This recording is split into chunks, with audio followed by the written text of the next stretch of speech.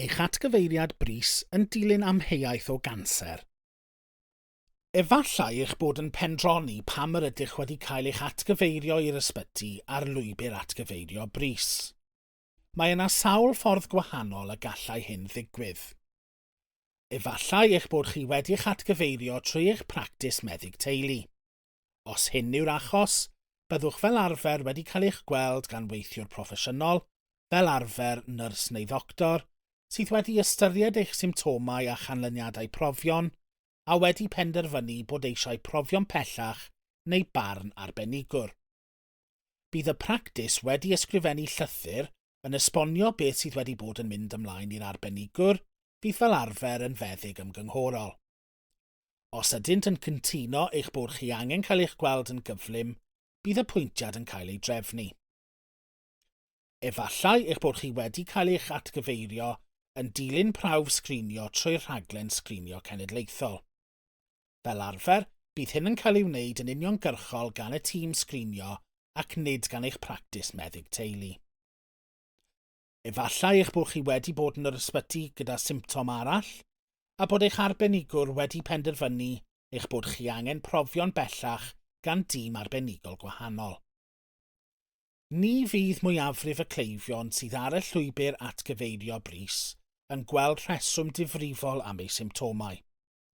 Nifer fechan o gleifion sydd â symptomau fydd am math o ganser arnynt. Bwriad y llwybrau brys yw i adnabod y cleifion yma yn gyflym ac i ddiystyru canser mewn eraill. Felly, beth sy'n digwydd nesaf? Fel arfer, byddwch yn derbyn llythyr, galwad ffôn neu neges destun gan glinig yr ysbyty i'ch gwahodd am y pwyntiad. Weithiau bydd yr apwyntiad gydag arbenigwr fydd am ddysgu mwy am eich symptomau a threfnu mwy o brofion. Weithiau bydd yr apwyntiad gyntaf ar gyfer sgan neu brawf arall. Gelwir hyn yn apwyntiad syth i brawf. Mae apwyntiadau brys yn ddrudfawr. Fel arfer, maen nhw'n digwydd ar fyr rybydd ac os nad ydynt yn cael ei mynychu, fel arfer, nid yw'n bosib i'w gynnig i rhywun arall. Gall hyn olygu amseroedd aros hirach i bawb a gwastraff adnodd i'r gwasanaeth iechyd. Beth os yw hi'n anodd mynychu'r apwyntiad? Os ydych yn gwybod eich bod chi'n mynd i ffwrdd dros yr wythnosau i ddod, neu bod gennych gyfrifoldebau gofalwr, neu unrhyw reswm arall fydd yn ei wneud hi'n anodd i fynychu, dywedwch wrth y clinigwr wnaeth eich atgyfeirio fel ei bod nhw'n gallu sôn am hyn yn y llythyr atom.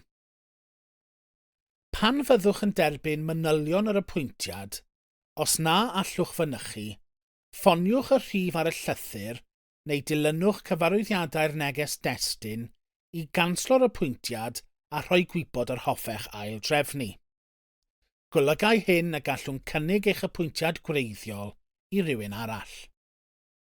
Cofiwch bod yr apwyntiadau hyn yn cael eu cynnig yn gyflym gan ei bod yn ceisio diystyru canser. Mae dod o hyd i ganser yn gynnar yn rhoi'r cyfle gorau i wella, ac felly dylai mynychu'r apwyntiad hwn fod yn rhywbeth rydych chi'n ei flaenoriaethu lle bo hynny'n bosib. Beth fydd yn digwydd yn yr apwyntiad? Os yw'n apwyntiad syth i brawf, anfonir cyfarwyddiadau atoch ar gyfer unrhyw baratoadau a gallai fod angen i chi ei wneud cyn y prawf. Ar gyfer apwyntiadau clinig, byddwch yn cael gwybod pryd i fynychu a lleoliad y clinig. Cofiwch fod parcio yn yr ysbyty yn gallu bod yn anodd, felly caniatewch ddigon o amser i gyrraedd eich apwyntiad.